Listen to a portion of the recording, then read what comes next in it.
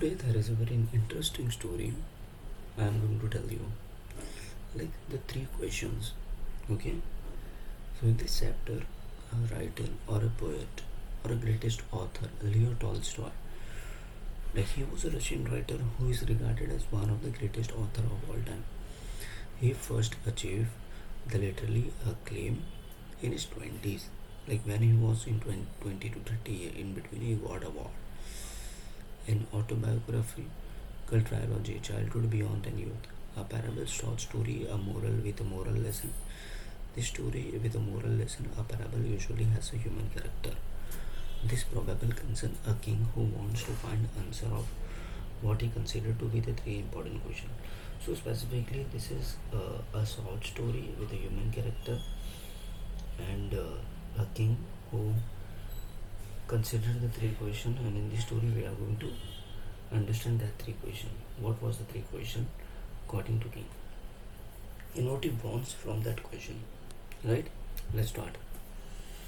So once a certain king once a certain king had an idea. Once upon a time there was a king. He had an idea. If he always knew the right time to begin everything, like the first question coming in mind was he can knew the right time to begin everything. Like he should know, what is the right time to do everything. Like for example, if I want to open my mobile phone, so I know the right time to opening that mobile phone, and I know the right time to install that application. I know the right time to uninstall that application. I know the right time to move out, leave from my house exactly time. I know the right time to take a decision in my life. So the first question was the king. He wants to know everything beforehand. Okay, and if he knew, and the second question, if he knew who were the right people to listen to, who to avoid the most, who to avoid, right people to listen to, and who to avoid, the most important thing to do, he would never fail in anything that he would undertake above all.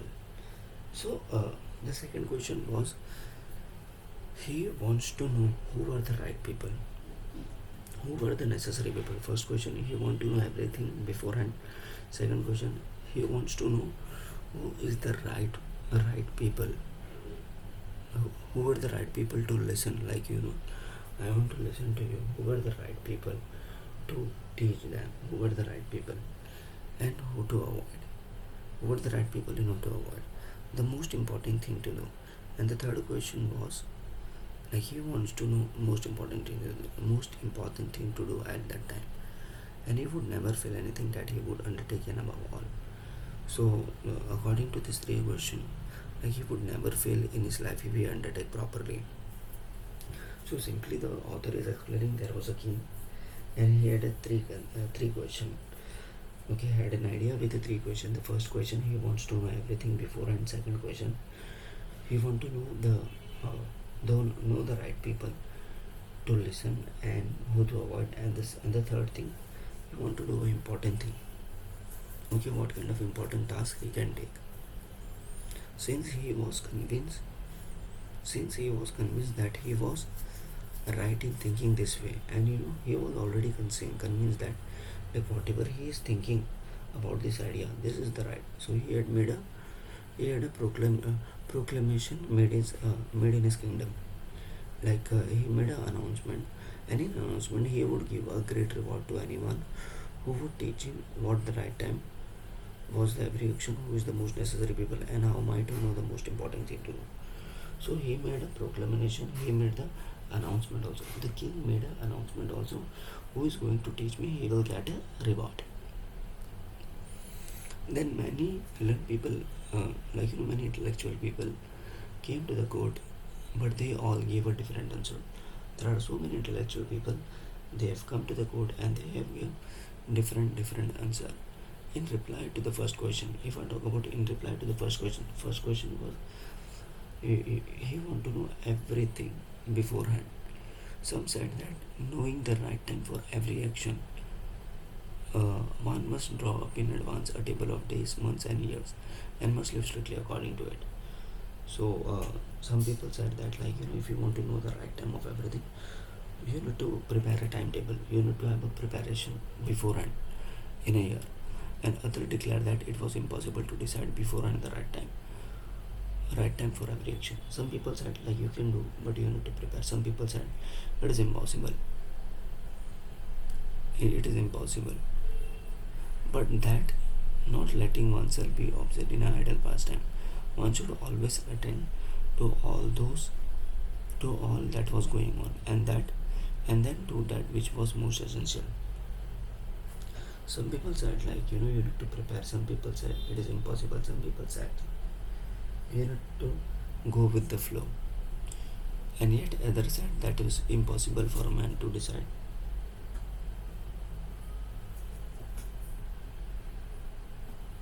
That was impossible to man to decide correctly the right time for every action, and that king should.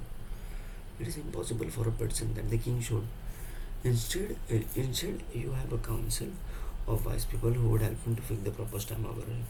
Then some people said, like, you can make a department. They will prepare a timetable for you. What was the right time? And equally varied were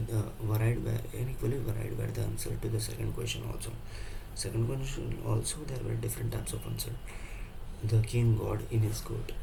Some said the people the king, like, which people the king most need, where his counselor is the essential one, priest, doctors, and while some said warriors were the most necessary. Some people said, like, the doctors, counselor, priest. Some said the warriors are the most important people for you. And the third question about what was the most important occupation, what was the most important, like, what was the most important thing the king will do. Some replied that the most important thing in the world was, some people said in the world was science, you have to look in for a science. Others said it was a warfare, like, you have to develop a skill in the warfare. And others again, that was like, you have to do a religious worship, right? In the third question, the people said to the king, like, you should go for science. Some people said religious worship. Some people said build your skill in the warfare. The king was convinced by none of this answer and gave a reward to none. The king was not satisfied with this answer, and king did not give a reward also to anyone. And then he decided instead to go to the hermit. Hermit is that, like, hermit is a type of person. They are living far away from the residential area. So finally he decided he will go to meet to hermit. Okay, when the king arrived, okay, the hermit lived in a small hut in a forest which he never left. He spoke only to common folk. So the king put a simple clothes and approaching the hermit's cell, and dismounted his horse and left his bodyguard behind. So king arrived there, and the hermit people were very small, and king wore a very simple clothes, and he dismounted from the horse, and he left the bodyguards behind there. He walked alone, and when the king arrived, the hermit was digging the ground in front of his hut. Okay, so the hermit was digging on the ground in front of his hut, in front of his house. He greeted the king but went on digging. He greeted also, like, good morning, and after that he started doing the same work what he was doing. The hermit was delicate and weak. The hermit was frail and weak, and each time he struck the ground with a spade and turned over a little earth, he breathed heavily. Like, he was totally weak. Like, whenever he was digging, so he was feeling breath. The king went up to him. And said, I have come to you, wise hermit, to ask you the answer of the three questions. How can I learn to do the right thing at the right time? And who are the people I most need? To whom should I therefore pay most attention? And what efforts are the most important need my attention, my first attention? So he had given to the hermit like this question. The hermit listened to the king and said nothing. Hermit listened to the king and said nothing. He just pat on his hand and resumed digging. Like hermit listened to this question of the king and he just pat on his hand and he continues digging. And the king watched a silence for a while. King watched a silence for a while. Then feeling sorry for the hermit, he said, "You are tired. Let me take a spade and work for and work for you." Like he felt very sorry for him because the hermit was very weak. So then king said, like, "Give me the spade. I will work for you." The hermit silently handed over the spade, like from the spade they were digging, and sat on the ground. And when he had dug the two beds, the king stopped and repeated his question. The king stopped and repeated his question. The hermit again gave no answer but rose and stretched out his hand from the spade and said, and again the king was asked the same question. The hermit doesn't replied. And now rest a while and let me work for a bit. Then after that, he said, like, "You rest now, I will work." But the king did not give the spade and continued. The king did not give the spade and continued to dig.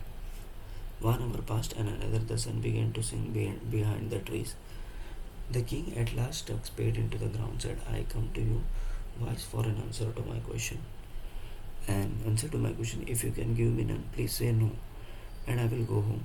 Here come see someone running." Then after that, the king is saying that it's already evening.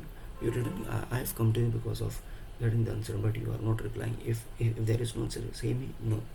Then after that, the hermit says, "See, here comes someone running. See, someone is running over here, and let's see who it is. Let's see who it is." The king turned around and saw a bearded man coming running out of the forest. Okay, I'm going to stop here, right?